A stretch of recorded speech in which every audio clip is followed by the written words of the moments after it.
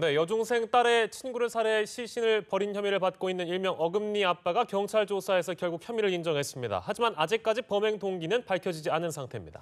경찰은 여중생의 시신 유기를 도운 혐의 등으로 이 씨 딸에 대한 구속영장도 신청할 방침입니다.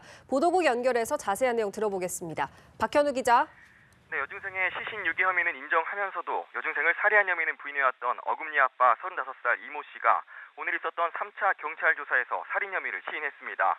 경찰에 따르면 이 씨는 오늘 오전 수면제 과다 복용으로 입원해 있었던 병원에서 퇴원한 직후부터 5시간 넘는 조사에서 살인과 사체 유기 혐의를 모두 시인했습니다. 하지만 이 씨는 아직 살해 동기와 방법 등에 대해서는 진술하지 않고 있어 이 부분에 대해서는 추가 조사가 필요한 상황입니다. 경찰은 아울러 오늘 이 씨의 딸에 대한 조사도 병행을 했는데요. 이 씨 딸 조사에서도 상당 부분 성과가 있었습니다. 이 양은 사건 당일 집에서 영화를 보며 놀자고 하며 피해자 A 양을 집으로 데려와 드링크제를 건넸는데 이 양은 해당 드링크제에 수면제가 섞여 있는 걸 알았으면서도 A 양이 먹게 해 잠들게 한 뒤 이 씨와 A 양만 단 둘이 남겨둔 채 밖에 나가 다른 친구들을 만나고 왔다고 진술했습니다. 이후 이 씨와 함께 검정색 캐리어 가방에 A형의 시신을 담아 강원도 야산에 버렸다고 진술했는데요. 경찰은 이 같은 진술을 바탕으로 이 양에게도 사체 유기 혐의를 적용해 구속영장을 신청할 방침입니다. 다만 이 양이 수면제를 A 양에게 먹인 행위가 살해로 이어질 것으로 예상했다고 현재로선 보기 힘들다고 덧붙이며 직접적인 살인 혐의를 적용하진 않았다고 전했습니다. 경찰은 또 숨진 A 양에게서 성적 학대의 흔적이 발견되진 않았다는 기존 입장도 유지했습니다. 이 씨의 살인 혐의는 입증했지만 관심이 쏠렸던 살해 동기와 방법 등이 아직까지 밝혀지지 않은 상태라 이 부분에 대해선 여전히 추가적인 조사가 필요한 상황입니다. 경찰은 내일쯤엔 이 씨의 자택과 여중생 시신이 발견된 강원도 영월 야산 등에서 현장 검증도 진행한다는 계획입니다. 한편 강원 영월경찰서는 최 씨가 성폭행 혐의로 고소한 이 씨 어머니와 사실혼 관계에 있는 남성을 오늘 피의자 신분으로 불러 조사할 예정이었는데요. 당초 오늘 오후 1시에서 2시쯤 경찰에 출석하겠다고 밝혔던 해당 남성은 소환에 불응했다고 경찰은 전했습니다. 지금까지 보도국에서 전해드렸습니다. 경기도 의정부 아파트 공사장에서 타워 크레인이 넘어졌습니다. 이 사고로 크레인에 있던 근로자들이 추락해 3명이 숨지고 2명이 다쳤습니다. 경찰은 사고 원인 등을 조사하고 있는데요. 현장에 나가 있는 취재기자 연결합니다. 차병석 기자. 예, 저는 지금 타워 크레인 사고 현장에 나와 있습니다. 이곳은 아파트 단지가 한창 건설 중에 있는데요. 보시는 것처럼 건축자재 등을 옮기는 타워 크레인이 넘어진 상태입니다. 사고가 발생한 시간은 오늘 오후 1시 반쯤입니다. 의정부시 낙양동 민락 2지구의 아파트 공사 현장에서 타워 크레인을 해체하는 작업 도중 지지대가 붕괴해 타워 크레인이 넘어졌는데요. 이 사고로 22층 높이의 크레인에 있던 근로자 3명이 지상으로 추락했습니다. 소방당국은 현재 추락한 근로자 3명이 모두 숨졌으며 타워 크레인 기사 등 2명이 다쳤다고 밝혔습니다. 부상자 중 1명은 10층 높이의 타워 크레인 줄에 걸렸다가 사고 1시간 만에 119 구조대에 구조됐지만 중상을 입었습니다. 현장을 조사 중인 고용노동부 관계자 등은 당시 22층 높이에서 크레인을 해체하는 작업을 진행하다 크레인이 균형을 잃고 넘어졌다고 말했는데요. 작업자들이 숨져 사고 원인을 규명하는 데에는 시간이 걸릴 것이라고 밝혔습니다. 경찰도 사고 수습이 끝나는 대로 관계자들을 불러 안전의무 위반 여부 등을 확인할 방침입니다. 앞서 지난 5월에도 남양주 아파트 공사 현장에서 18톤 타워 크레인이 넘어져 3명이 숨지고 2명이 다치는 사고가 발생한 바 있습니다. 지금까지 타워 크레인 사고 현장에서 연합뉴스TV 차병섭입니다. 문재인 대통령이 적폐청산과 개혁에 속도를 내줄 것을 다시 한번 청와대 참모진에 주문했습니다. 동시에 경제정책에 있어서도 성장의 혜택이 국민들에게 소득으로 돌아가도록 해줄 것을 당부했습니다. 성승환 기자입니다. 문재인 대통령은 추석 연휴 직후인 오늘 오전 청와대에서 수석 보좌관 회의를 주재했습니다. 문 대통령은 이 자리에서 적폐청산과 개혁을 속도감 있게 추진해달라고 주문했습니다. 추석 기간 다시금 확인할 수 있었던 것은 민생과 개혁을 더욱 속도감 있게 추진하라는 엄중한 민심이라고 강조했습니다. 특히 적폐청산과 개혁은 사정이 아니라 권력기관과 경제, 사회 등 전 분야에 걸쳐 누적되어 온 관행을 혁신해 나라다운 나라, 정의로운 대한민국을 만드는 것이라고 말했습니다. 박수현 대변인은 추석 연휴 직후 적폐청산을 강조한 이유에 대해서 설명했습니다. 지금껏 북핵 때문에 적폐청산의 노력과 성과가 가려진 면이 있었는데 정기국회에서 구조적 모순을 해결하고 새 시스템 마련이 필요한 시점이라는 점이 반영된 것이라고 말했습니다. 문 대통령은 민생에 있어서도 새 정부의 경제정책과 성과에 대해 자신감을 가지고 임해줄 것을 당부했습니다. 지난달 수출이 사상 최대를 기록했다면서 북핵 위기가 발목을 잡고 있는데도 우리 경제 기초는 아주 튼튼하다고 말했습니다. 이어 박근혜 정부에서 2%대로 추락한 경제 성장률을 끌어올리고 성장이 일자리로 이어져서 국민들에게 소득으로 돌아가도록 하는데 사명감과 자신감을 가질 것을 주문했습니다. 문 대통령은 오는 20일 종료되는 신고리 5, 6호기 공론화 과정에 대해서도 아주 공정하게 진행됐다고 평가했습니다.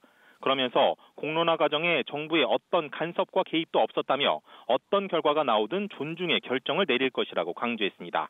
특히 찬반 양측 관계자들과 시민참여단, 국민들께서도 공론화 과정에서 도출된 사회적 합의 결과를 존중해달라고 당부했습니다. 또 박 대변인은 김일수 헌법재판소장 권한대행 체제를 유지하기로 했다고 밝혔습니다. 그 이유에 대해서는 지난달 18일 헌재 재판관 간담회에서 전원이 김일수 재판관의 권한대행직 계속 수행에 동의했다고 설명했습니다. 청와대에서 연합뉴스TV 성서환입니다. 문재인 대통령이 오늘 오부 요인을 청와대로 초청해 오찬을 함께했습니다. 이 자리에는 정세균 국회의장과 김명수 대법원장, 이낙연 국무총리, 김일수 헌법재판소장 권한대행, 김용덕 중앙선관위원장이 참석했습니다. 문 대통령의 오부 요인 초청 회동은 새 정부에서 입법, 사법, 행정 등 3부의 새로운 지도체제가 들어선 이후 처음입니다. 문 대통령은 상견례를 겸한 이 자리에서 최근 뉴욕 유엔 총회 순방 성과 등을 설명한 것으로 알려졌습니다. 문 대통령은 취임 첫날인 지난 5월 10일과 7월 12일 오부 요인과 회동을 가진 바 있습니다. 국정감사 개시를 이틀 앞둔 정치권의 전운이 고조되고 있습니다. 여당은 이명박 박근혜 정권의 실정과 비리를 파헤쳐 적폐청산의 계기로 삼겠다는 각오를 다지고 있습니다. 자유한국당은 이를 신적폐로 명명하고 방어의 총력전을 펼 예정입니다. 국회 취재기자 연결하겠습니다. 나재현 기자. 네, 국정감사 돌입을 이틀 앞둔 정치권은 그야말로 전운에 휩싸인 상황입니다. 특히 9년 만에 정권 교체가 이루어진 뒤 첫 국감이라 보수 정권 9년의 적폐 청산을 강조하는 더불어민주당의 전의가 뜨겁습니다. 민주당 우원식 원내대표는 원내대책회의에서 이번 국감을 민생제일, 적폐 청산, 안보 우선이라는 3대 핵심 기조를 갖고 임할 것이라는 각오를 밝혔습니다. 특히 문재인 정부 출범 후 첫 국감으로서 적폐 청산의 의미와 책임이 크다고 강조하며 비상근무 체제에 들어갔습니다. 자유한국당도 국감 상황실을 가동하며 여권의 대대적인 공세를 예고했습니다. 한국당 정호택 원내대표는 국감대책회의에서 이번 국감을 자유대한민국을 지키는 최후의 낙동강 정선으로 여기고 있다며 전의를 다졌습니다. 정 원내대표는 여권의 적폐청산 추진을 신적폐로 규정하고 김대중 노무현 정부의 원조적폐도 발본색원하겠다고 말했습니다. 국민의당은 전 정부와 현 정부 모두 철저한 검증이 필요하다는 입장입니다. 김동철 원내대표는 원내대책회의에서 박근혜 정부의 잘못을 규명하고 문재인 정부의 국정운영 전반에 대한 문제점도 지적할 것이라고 말했습니다. 바른정당 조호영 원내대표는 정부 여당의 적폐청산 활동이 정부 정책을 검증하고 비판하는 국정감사의 걸림돌이 되고 있다고 비판했습니다. 국회의장과 사당 원내대표 간의 정례회동이 있었는데요. 이 내용도 소개를 해주시죠. 네, 정세균 의장과 여야 4당 원내대표는 오전 정례회동을 갖고 국정감사와 한미 자유무역협정, FTA 재개정 문제 등 현안을 논의했습니다. 여당은 북핵 위기와 FTA 등 국가적 현안이 눈앞에 닥친 만큼 협치의 필요성을 강조했는데요. 민주당 우원식 원내대표는 낮은 자세로 야당의 말을 귀담아 듣겠다며 야당의 협조를 당부했습니다. 반면 보수 야당은 정부 여당의 적폐청산 활동과 FTA 재개정 문제를 문제 삼으며 한껏 날을 세웠습니다. 한국당 정호택 원내대표는 여당의 활동이 정치보복 성격을 띠는 것 아니냐는 의구심이 든다고 지적했고, 바른정당 조호영 원내대표는 FTA 재협상 절차에 착수한 것에 대해 정부의 명확한 해명이 있어야 한다며 여당을 압박했습니다. 국민의당 김동철 원내대표는 거듭 미래를 위한 생산적 국감이 돼야 한다고 주문했습니다. 지금까지 국회에서 전해드렸습니다.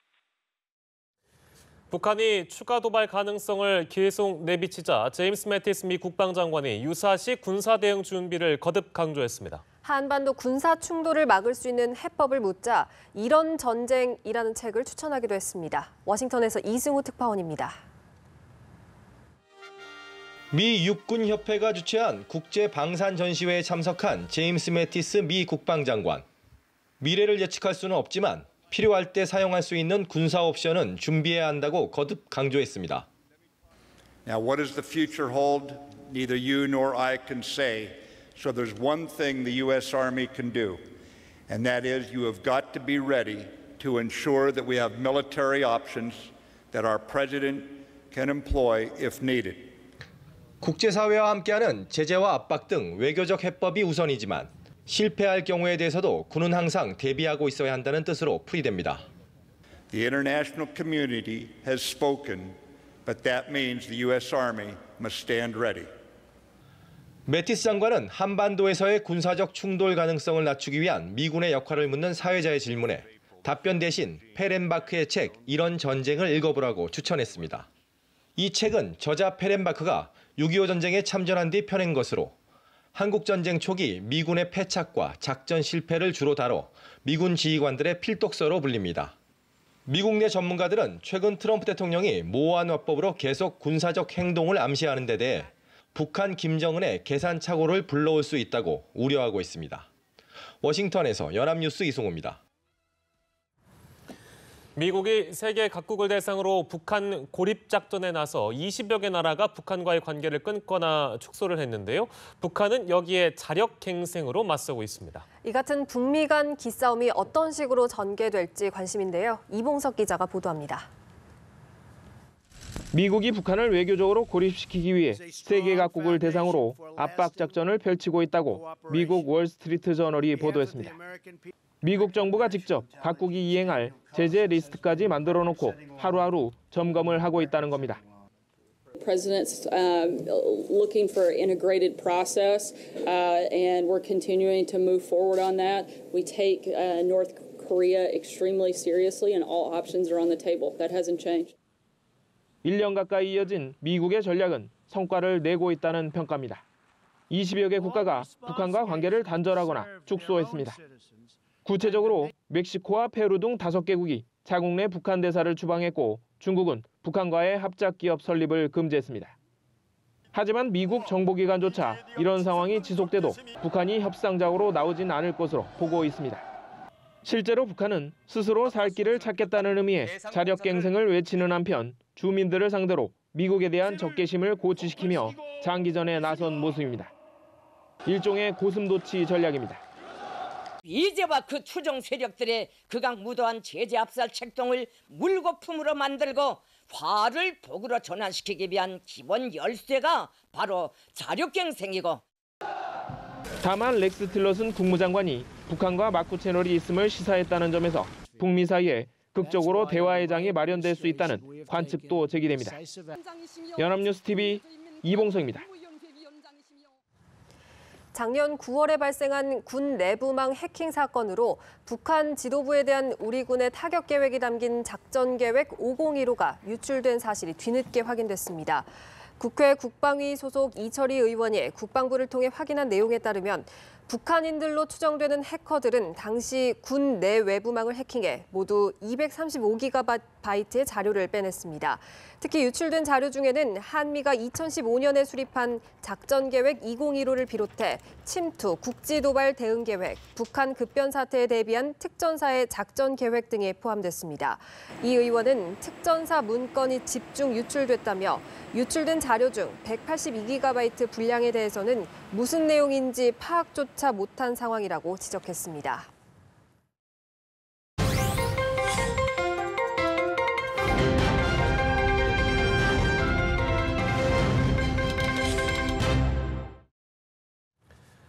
국정농단 사태로 재판 중인 박근혜 전 대통령의 구속기간을 연장할지 여부를 결정할 법원의 심리가 조금 전에 마무리됐습니다. 재판부는 이번 주 안으로 영장 발부 여부를 결정할 계획입니다. 서울중앙지법의 취재기자 연결해서 들어보겠습니다. 김민혜 기자.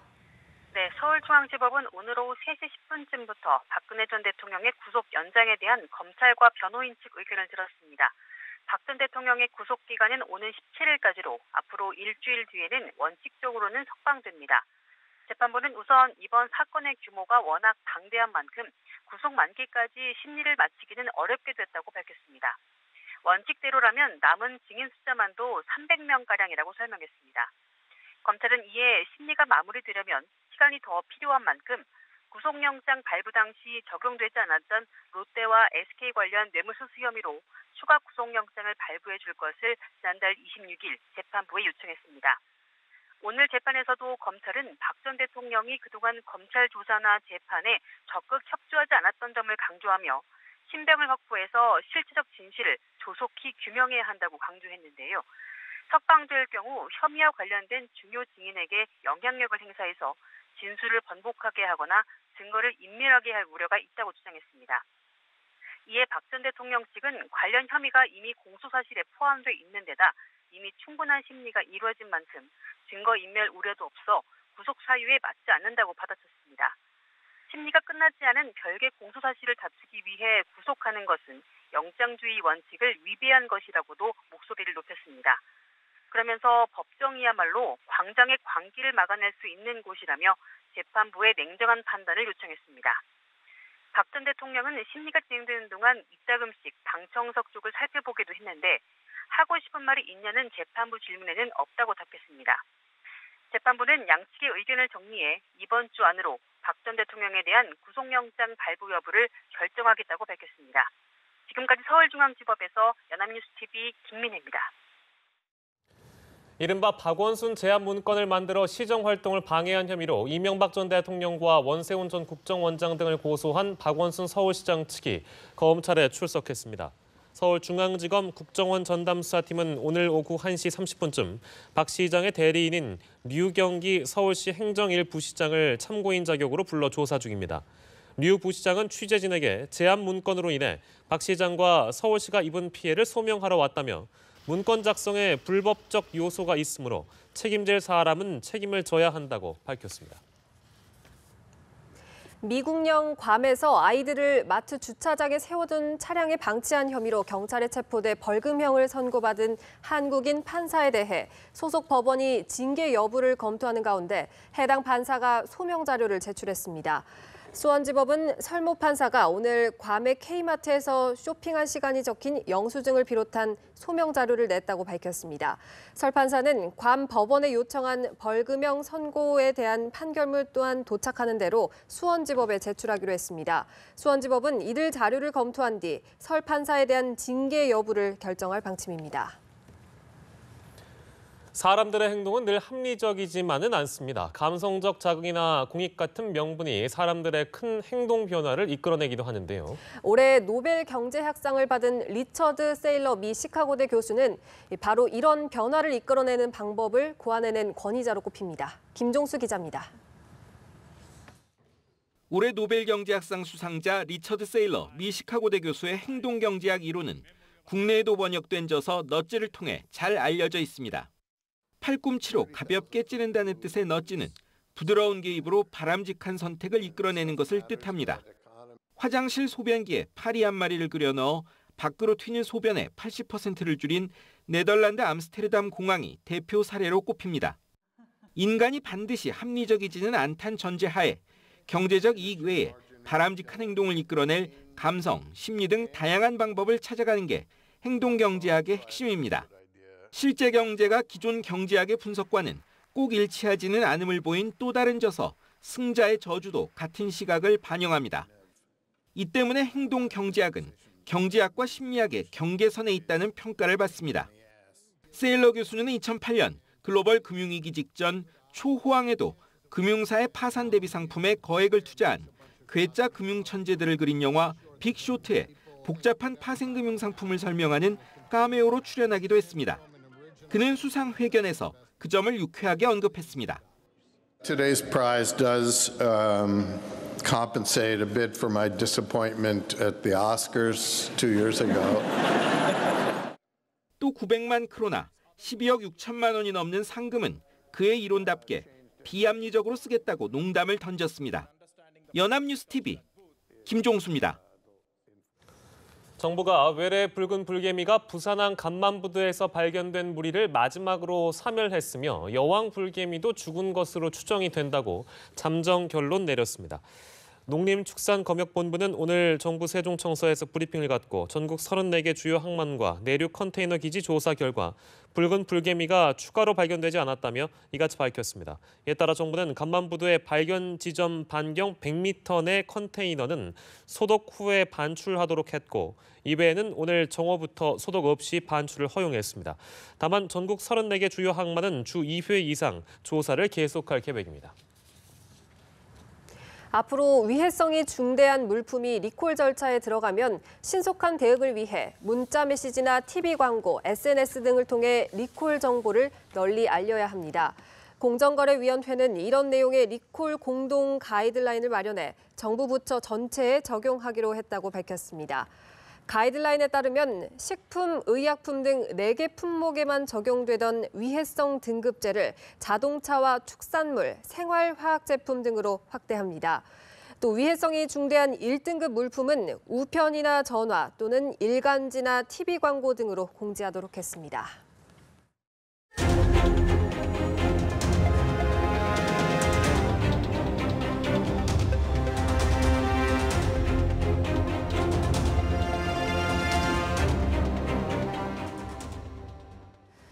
국제뉴스입니다. 미국 캘리포니아주 북부 8개 카운티의 대형 산불이나 최소 10명 이상이 사망하고 2만 명 넘게 대피했습니다.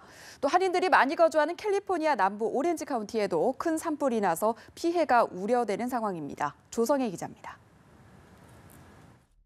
와인 산지로 유명한 나파 카운티를 비롯한 미국 캘리포니아주 북부 8개 카운티에 대형 산불이 발생해 최소 10명이 사망하고 수십 명이 다쳤습니다.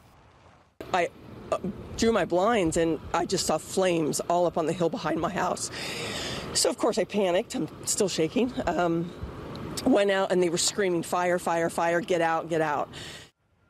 소방당국은 현지 시간으로 지난 8일 나파밸리 인근에서 시작된 산불이 17개의 산불로 번졌다고 밝혔고 건물 약 1,500채가 전소됐으며 주민 2만여 명이 대피했습니다.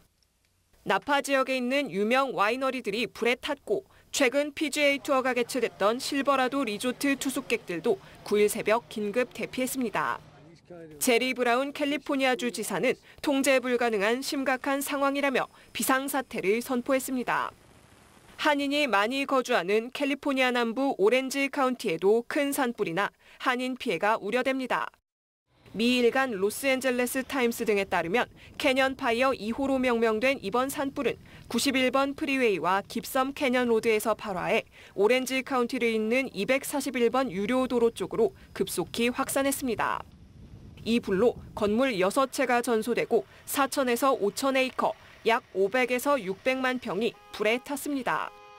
애너하임 소방당국은 천여 가구 주민 약 4,000명에게 강제 대피령을 내렸고 이 지역 학교들은 학생들을 대피시키고 캠퍼스를 폐쇄했습니다. 약 500명의 소방대원들이 헬기와 비행기 수십 대를 동원해 화마와 싸우고 있지만 건조하고 강한 바람이 불어 진화에 어려움을 겪고 있습니다. 연합뉴스TV 조성혜입니다. 미국 역사상 최악의 총기 참극을 벌인 총격범 스티븐 패덕이 콘서트장 청중을 향해 총기를 난사하기 전 호텔 보안 요원을 먼저 쏜 것으로 드러났습니다. 라스베이거스 경찰 당국은 브리핑에서 패덕이 보안 요원을 쏜 시점은 총기 난사 이후가 아니라 이전이라고 말했습니다. 패덕이 총기 난사 이후에 보안 요원을 쏜 뒤 범행을 멈췄다는 경찰의 앞선 브리핑 내용을 뒤집는 겁니다. 경찰은 이 보안 요원을 추가 총기 난사를 멈추게 한 영웅으로 지칭한 바 있습니다.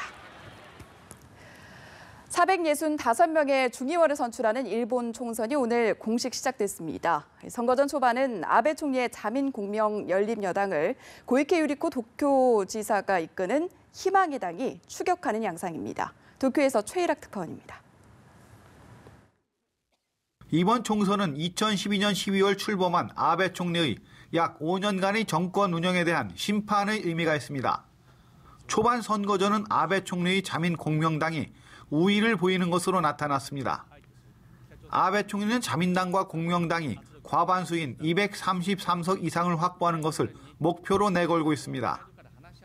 중의원 해산 전 양당이 개헌 발의선인 3분의 1을 넘게 보유했음에도 목표 의석을 낮춰 잡은 것입니다. 아베 총리는 연립여당이 과반수를 확보하면 총리직을 사퇴하지 않겠다는 입장입니다. 지난달 중의원 해산 직후에는 고이케 도쿄지사가 이끄는 희망의당 창당으로 선거판이 급변하는 듯했으나 바람은 주춤해진 양상입니다. 고이케 지사의 총선 불출마와 민진당 출신 인사의 선별 공천에 따른 야권 분열 등이 원인입니다. 공산, 입헌민주, 3인당 등 개혁 진보 진영은 다소 위축된 모습을 보이고 있습니다. 이들은 자민당 등 극우 세력이 개헌 발의선을 확보하는 것을 저지하기 위해 총력을 기울이고 있습니다. 12일간 이어지는 총선 레이스에서 현재 우위를 점하고 있는 아베 총리나 고이케 지사, 누가 승리해도 한일 관계에는 큰 변화가 없을 것으로 보입니다. 두 사람 모두 극우파 정치인으로서 일본군의 위안부 강제 동원을 부정하고 외교 안보에서는 대북 제재 압박 강화에 중점을 두는 등 비슷한 성향이기 때문입니다. 도쿄에서 연합뉴스 최일학입니다. 현지 시간으로 9일 호주 시드니의 한 고층 건물에서 경찰과 12시간 이상의 고공대치를 벌이다 자수한 한국인 남성은 37살 호주 영주권자로 밝혀졌습니다. 이 남성은 경찰과의 대치에 앞서 발생한 여성 사망과 관련해서 폭행 혐의로 기소됐습니다. 또 이 남성이 고공대치에 들어가기에 앞서서 건물 옆 골목에 쓰러져 숨진 채로 발견된 여성은 34살 한국계 호주 시민권자입니다. 호주 경찰은 이번 사건을 가정폭력 사건으로 보고 수사하고 있습니다. 인도네시아 유명 관광지인 발리 섬을 여행하던 한국 국적 여대생이 현지 백화점에서 물건을 훔친 혐의로 검거됐습니다. 현지 언론에 따르면 발리 쿠타 지역 경찰은 지난 6일 절도 혐의로 한국인 여대생 26살 A씨를 체포했다고 밝혔습니다. 경찰에 따르면 A씨는 발리 쿠타 지역에 있는 한 유명 백화점에서 이달 1일과 5일 두 차례에 걸쳐 1,000만 루피아, 약 84만 원 상당의 의류와 여성용품 등을 훔친 혐의를 받고 있습니다. 조사 결과 그는 매장 직원들의 눈을 피해서 상품에서 도난 방지 태그를 떼어낸 뒤 가방에 넣어서 달아나는 수법을 쓴 것으로 드러났습니다. 뉴스워치 1부 마치겠습니다. 잠시 후 2부에서 뵙겠습니다.